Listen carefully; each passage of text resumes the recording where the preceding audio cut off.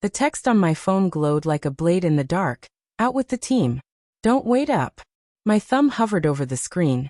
The words from Sarah slicing through the quiet of our living room. The clock ticked past midnight. Its rhythm a dull pulse against the hum of the fridge. Her message was casual, clipped, like she'd dashed it off between sips of wine at some sleek law firm mixer. I pictured her laughing, her auburn hair catching the light, her hand brushing her boss's arm as they toasted to another case won. My chest tightened, not with jealousy, at least that's what I told myself, but with a nagging itch I couldn't scratch. Real men don't care, she'd said last week, her voice teasing yet sharp, when I'd raised an eyebrow about her late nights with Daniel, her charming corner office boss. I'd laughed it off then, but now, sitting alone on our sagging couch, the words felt like a dare. The apartment smelled faintly of her lavender perfume, a ghost of her presence lingering in the air. I scrolled through her message thread. Each be home late or work thing, love you piling up like unpaid bills. She'd been at the firm for 3 years, clawing her way from junior associate to Daniel's right hand. I was proud of her. God, I was, but the pride soured when I thought of him. Daniel, with his tailored suits and easy grin, who called her S like it was their private code. I'd met him once at a firm gala, his handshake firm, his eyes lingering on her a beat too long. She's a star, he'd said, clapping my shoulder like we were buddies. I'd nodded, swallowing the unease that coiled in my gut. Tonight felt different. The air in the room was heavy, like the moment before a storm breaks. I stood, pacing to the window, the city lights smearing across the glass. Her office was downtown, a gleaming tower of ambition where she thrived. I imagined her there now, in some swanky bar nearby, her laughter mingling with the clink of glasses. Was Daniel leaning in, whispering something that made her blush? My mind spun, conjuring images I didn't want, her hand on his knee, his voice low and intimate. I shook my head, trying to dislodge the thoughts. She'd never given me a real reason to doubt her. But the late nights, the vague texts, the way she'd started locking her phone, it all gnawed at me, each detail a splinter under my skin. I grabbed my keys. Stupid, maybe, but I needed to see her, to quiet the noise in my head. The drive downtown was a blur, the radio droning some breakup song that felt too on the nose.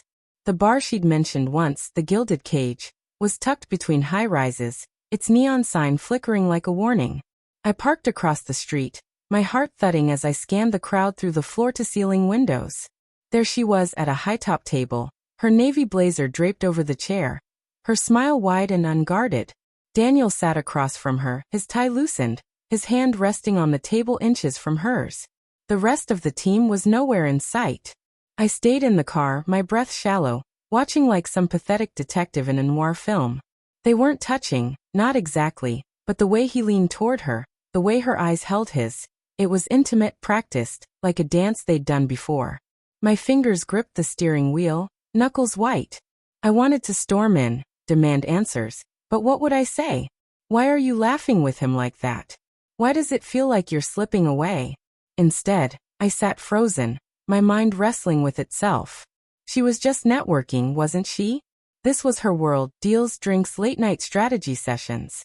I was the outsider, the high school teacher who graded essays while she built her empire. Maybe I was overreacting. Maybe this was what real men let slide. Then it happened. Daniel reached across the table, his fingers brushing hers as he handed her a drink. She didn't pull away. Her smile faltered, but only for a second, before she took the glass, her fingers lingering against his. My stomach lurched. It wasn't proof, not really, but it was enough to crack the fragile trust I'd been clinging to.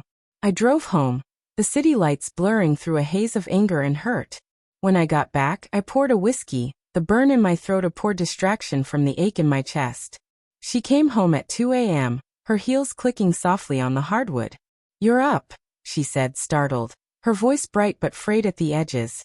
She looked beautiful, her cheeks flushed, her eyes too bright, like she was hiding something behind them. "Couldn't sleep," I said, my tone flat. I wanted to ask where she'd been, who she'd been with, but the words stuck. Instead, I watched her slip off her coat, her movements deliberate, like she was buying time. "Fun night?" I finally asked, the question heavy with everything I wasn't saying. She froze, just for a moment, before turning to me with a smile that didn't reach her eyes. Yeah, just the usual. Daniel closed a big case, so we celebrated. Her voice was smooth, rehearsed. I nodded, my jaw tight, the whiskey glass cold against my palm. Just you and Daniel? I said, the words slipping out before I could stop them. Her eyes narrowed, a flicker of defensiveness crossing her face. What's that supposed to mean? She asked, her tone sharp now, like a blade unsheathed. It was the team, Tom. You know how it is. But I didn't know, not really. I knew the way her texts had grown shorter. The way she'd started mentioning Daniel's name too often. The way she'd dismissed my concerns with that line about real men. The room felt smaller, the air thick with unspoken accusations. Sarah. I said, my voice low, trembling with the weight of it. Are you sleeping with him? The question hung between us, raw and ugly, like a wound torn open. Her face crumpled, not with guilt, but with anger. How dare you, she hissed, stepping closer, her eyes blazing. You think I'd throw away everything we have? For Daniel? But her voice cracked on his name, and that crack was enough to unravel me. She didn't say no. She didn't laugh it off. She just stood there, her hands shaking, her silence louder than any confession. The truth hit me in fragments, like a mirror shattering in slow motion. The late nights, the locked phone, the way she'd stopped reaching for me in bed. I wanted to believe her, to cling to the love we'd built over 7 years, but the doubt was a poison seeping through me. I saw you, I said, my voice barely a whisper. At the bar. Just you and him. Her eyes widened, and for a moment, I saw something like fear, or was it guilt, flash across her face. You were spying on me? She shot back, but her voice was thinner now, less certain. The argument spiraled, words cutting deeper with every round.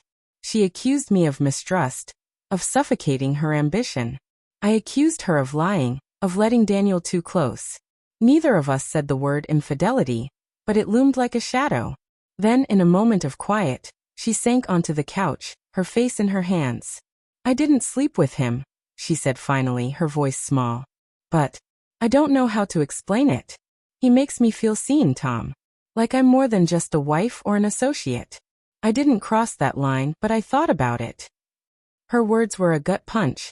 Worse than any confession of physical betrayal. She'd wanted him. She'd let herself imagine it. I stood there, my heart a raw, bleeding thing, as the woman I loved admitted she'd been slipping away, piece by piece, into someone else's orbit. The room spun, the lavender scent now suffocating. I wanted to scream, to forgive her, to beg her to stay, all at once. Instead, I walked to the door, my keys in hand, the weight of her admission pressing me out into the night. As I stepped into the cold, I heard her sob, a sound that broke me all over again. The betrayal wasn't in a kiss or a touch. It was in the space she'd carved out in her heart for someone else. A space I no longer filled.